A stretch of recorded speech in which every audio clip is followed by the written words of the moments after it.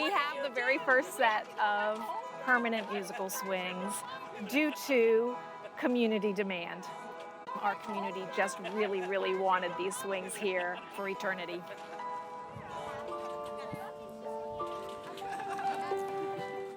Having parks and arts and recreation within your community is such a great way to bring people out, to socialize, to improve their health, and create a sense of place that the community can relate to and build a heritage on. It makes you happy.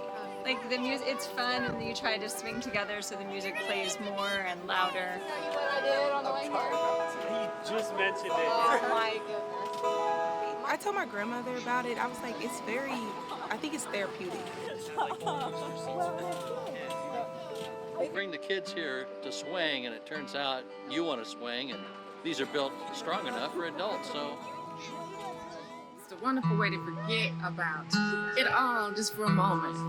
If I've had a rough day and I come here, the music will make me calm.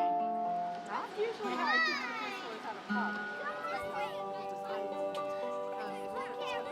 to Just like with humanity, one person alone is a note, but many people is a symphony.